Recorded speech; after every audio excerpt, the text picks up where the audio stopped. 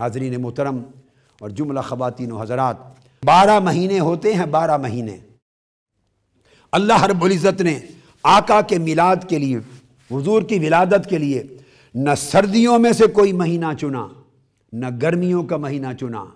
ربیع الاول بہار کا جو پہلا مہینہ تھا، اس مہینے کو آقا علیہ السلام کی ولادت کے لیے چنا کہ بہار کا مہینہ وہ مہینہ ہے کہ اس میں سردی کی شدت بھی نہیں رہتی اور گرمی کی شدت بھی نہیں آئی ہوتی، اور بہار کے مہینے میں پھر سوکھے ہوئے پودے اور پتے سرسبز ہو جاتے ہیں، ہریالی آ جاتی ہے اور پھول اور پھل آ جاتے ہیں۔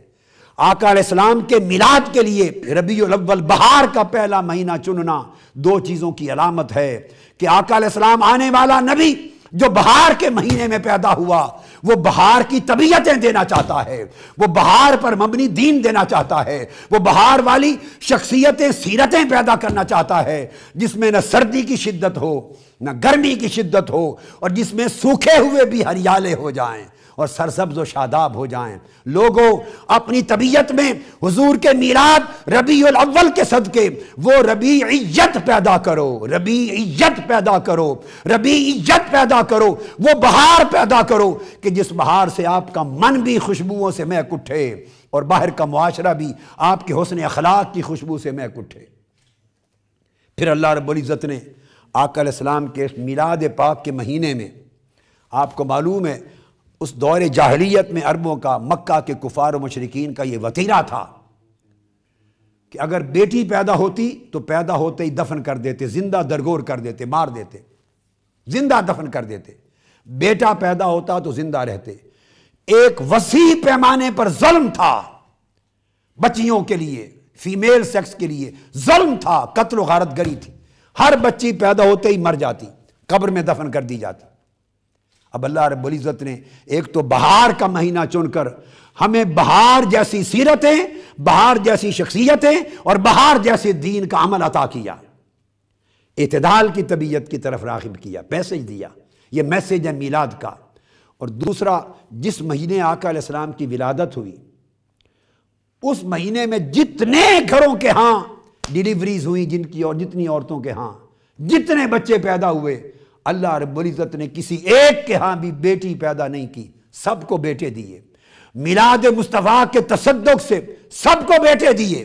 کیوں؟ کہ بیٹی میں کوئی نقص نہیں ہے۔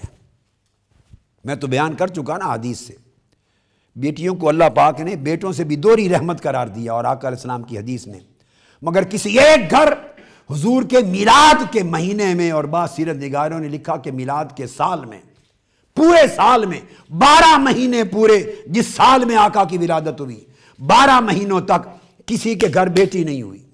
اس سال سب بیٹے ہوئے۔ کیوں؟ کہ وہ ظالمانہ رواج تھا کہ کسی گھر بیٹی ہوتی تو قتل کر دی جاتی۔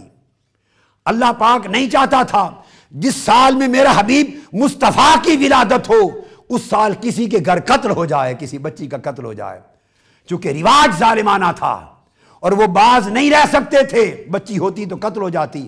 سارا سال رب نے ہر گھر کو قتل کے جرم سے پاک کر دیا، بیٹے دیے تاکہ کوئی کسی جان کو قتل نہ کر سکے۔ تو دوسرا میسج جو میلاد مصطفیٰ کا تھا وہ پروہیبیشن آف ہیومن کلنگ، انسانی قتل کو منع کرنا، انسان کو امن دینا، اور قتل و غارت گری اور دہشت گردی کا خاتمہ کرنا، اور ہر گھر میں امن اور سلامتی لانا، اور ہر زندگی کی حفاظت کرنا۔ حضور کی ولادت یہ پیغام لے کر انسانیت میں آئی۔